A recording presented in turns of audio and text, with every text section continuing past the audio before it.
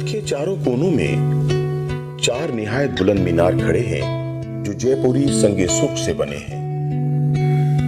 یہ مینار اپنی ساخت اور بناوٹ کے لحاظ سے اگرچہ سادہ ہیں مگر مسجد کی دلکشی اور جاہ و جلال میں اضافہ کرتے ہیں۔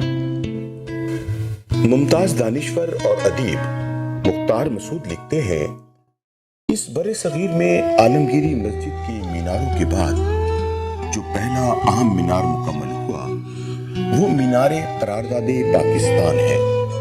یوں تو مسجد اور مینار آمنے سامنے ہیں مگر ان کے درمیان کی ذرا سی مسافت جس میں سکھوں کا گردوارہ اور فرنگیوں کا پڑاؤ شامل ہے 3 صدیوں پر محیط ہے۔ مغلوں کی سلطنت کو زوال آیا تو مسجد کی بے حرمتی کے دن بھی آئے۔ جب مسلمانوں کا جو زوال ہوتا ہے، جیسے کہ دیکھتے ہیں ہم کہ اورنگزیب کی جب ڈیتھ ہوتی ہے تو اس کے جو بعد کا تقریباً 100 سال کا آپ عرصہ لے لیں، یا جب یہاں سکھ آنے شروع ہوئے تو اتنے زیادہ مطلب بعض ایسے حکمران میں تھے جو 2 دن حکمران رہے، جو 4 دن رہے، کوئی ہفتہ رہا، اس طرح کے بہت چینجز کوئکلی آئی چینجز۔ تو یہ ایک ویسا کیا کہتے ہیں طوائف الملوکی کا دورہ تھا۔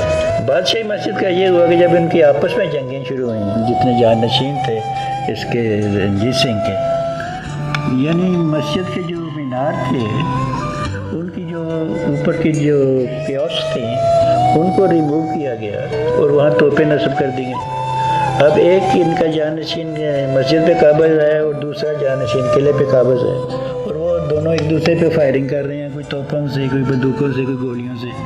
نقصان سارا مسجد کو ہوا یا قلعے کو ہوا، اور وہ نقصان کو کافی دیر تک وہ جوں کا توں ہی رہا۔ مسجد کو ایک استقبل میں تبدیل کر دیا گیا، وہاں گھوڑے ہاتھی باندھنے شروع کر دیے، ادھر قلعے میں اپنی نوعیت کی بربادی شروع ہو گئی۔ تو ہم دیکھتے ہیں اس جو کشمکش تھی سکھوں کی آپس میں، اس نے مسلمانوں کی جو ہیریٹیج تھی اس کو بہت نقصان پہنچایا۔ انگریزوں کی حکومت میں بھی بادشاہی مسجد اور شاہی قلعہ کو فوجی چھاؤنی کے طور پر استعمال کیا گیا، لیکن مسلمانوں کی بڑھتی ہوئی ناراضگی کے پیش نظر اسے پھر سے مسلمانوں کی عبادت گاہ بنا دیا گیا۔ وائسرائے ہند جان لارنس نے اسے پھر سے مسلمانوں کے حوالے کر دیا۔ 1939 میں سر سکندر حیات کی زیر نگرانی مسجد کی مرمت اور تزئین نو کا کام شروع ہوا۔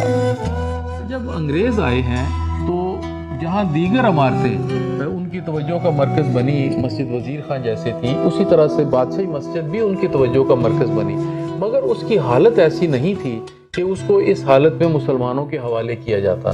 سب سے اہم مسئلہ فائنانسز کا تھا۔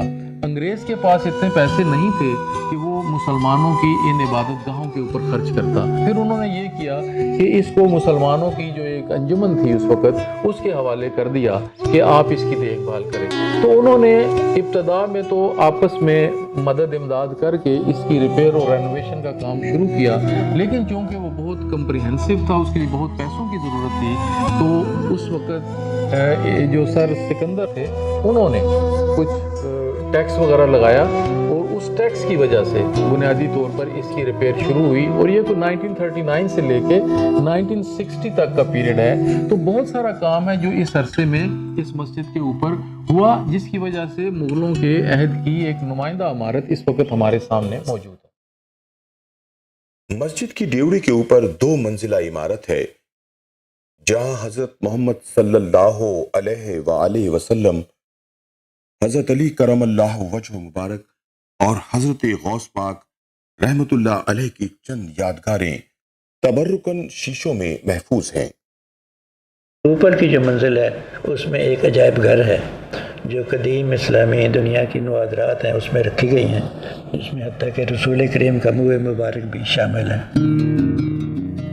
عہد حاضر میں بادشاہی مسجد کی دیکھ بھال کی ذمہ داری حکومت پنجاب کے محکمہ اوقاف کے پاس ہے۔ بادشاہی مسجد اپنی لوکیشن کے اعتبار سے ٹورسٹ کی توجہ کا مرکز بنتی ہے، کیونکہ اگر اس کے ساتھ قلعہ لاہور نہ ہو اور ساتھ مینار پاکستان نہ ہو، تو اگر یہ الگ سے ایک مسجد ہوتی جیسے کہ دیگر اور شہروں میں بھی موجود ہیں تو شاید ٹورسٹ کی توجہ اتنی زیادہ نہ ہوتی۔ اب جب وہ قلعہ لاہور دیکھنے آتے ہیں اور یہاں پر ایک عظیم الشان مسجد بھی دیکھتے ہیں جس کے پیچھے مغلوں کی عظیم و شان تاریخ موجود ہے، تو اس وجہ سے وہ اس مسجد کو دیکھنے ضرور آتے ہیں۔ یہاں پر صرف ٹورسٹ نہیں آتے، لوگ نماز پڑھنے بھی آتے ہیں، اور اس کے لیے محکمہ اوقاف نے وہاں پر ایک ٹورسٹ کے لیے فیسیلیٹیشن سینٹر بھی ابھی بنایا ہے، جہاں پر جو بنیادی طور پر کتابچہ، معلومات، گائیڈ وغیرہ وہ بھی وہاں پہ اویلیبل ہیں، دستیاب ہیں۔